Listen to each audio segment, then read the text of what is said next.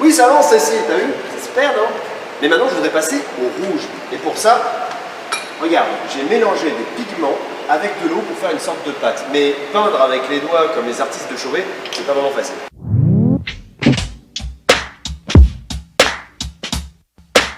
C'est pas sorcier. C'est avant tout un accès à la science pendant mon enfance.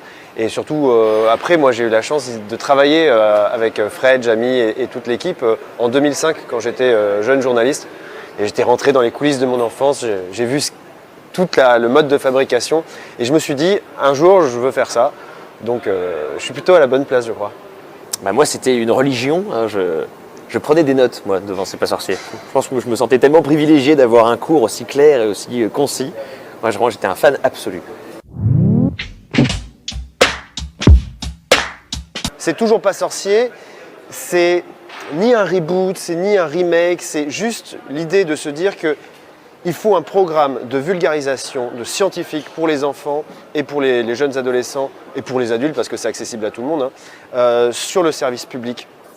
On va dire que c'est le retour de cette marque. Comme ça, les parents sont en confiance pour pouvoir mettre leurs enfants devant une émission éducative. Et ça, c'est cool, parce que ça manquait. Et cette émission avait tellement bien fonctionné à l'époque que si on avait fait un autre concept, ça aurait peut-être moins bien fonctionné.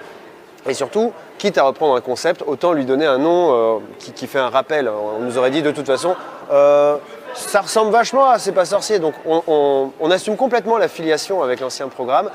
Ce qui diffère un petit peu, c'est que le décor est un petit peu plus grand. On peut évoluer à 3 dedans sans aucun problème, là où avant il y avait un camion très restreint. Et les thèmes sont mis à jour parce qu'il y a notamment sur l'écologie, il y a des thématiques technologiques qui n'étaient pas abordées parce que le progrès technologique et social amène à de nouveaux thèmes. Donc on va faire une mise à jour de toutes ces thématiques.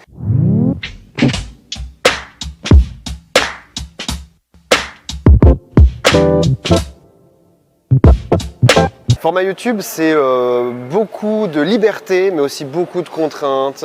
C'est beaucoup de travail. Alors que là, moi, c'est un peu les vacances. On a une super équipe de rédaction. On a des décorateurs. Enfin, je fais que mon rôle de Mathieu dans cette émission. Et ça, c'est vraiment très, très appréciable. Sinon, comment on y parvient? Le talent. Moi, il y a un truc que je préfère avec la télévision, c'est qu'on n'est pas tout seul. Moi, sur ma chaîne YouTube, j'écris, je décide de tout et c'est une énorme charge mentale. Ici, c'est un plaisir parce qu'on peut travailler avec des équipes, justement. Et c'est très difficile de retourner en fait à YouTube, à devoir tout faire, quoi. C'est un luxe. L'approche entre YouTube et la télévision, on va pas se mentir, sur YouTube, on pouvait dire à peu près ce qu'on voulait. C'est vrai qu'à la télévision, et à plus forte raison pour une émission pour enfants, il faut s'en tenir quand même à quelque chose de sérieux. On n'a pas la même liberté, mais tant mieux, parce qu'on fait une émission de vulgarisation, il faut que ce soit carré. Et le petit truc qu'on fait par rapport à la version précédente, C'est pas sorcier, c'est qu'on met du fun, beaucoup plus de fun et beaucoup plus d'interaction entre les animateurs. Je pense que la plupart des vulgarisateurs scientifiques sur YouTube, qui font de la vulgarisation entertainment, ils sont forcément influencés par C'est pas sorcier. Je pense qu'ils s'en revendiquent tous, en fait. Donc, ça a toujours été, pour moi, c'est une continuité assez logique, finalement.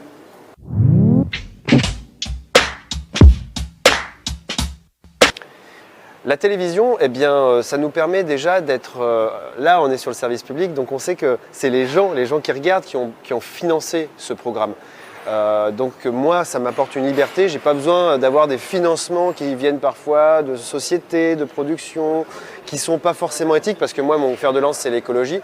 Là, je me pose pas la question. Je sais qu'il y a les moyens de faire une belle émission, et c'est ça qui change, c'est qu'on a les moyens de faire bien et facile sans se prendre la tête.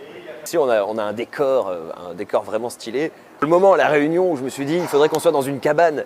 Oh, et là, on y est dans la cabane et on a envie d'y vivre, quoi.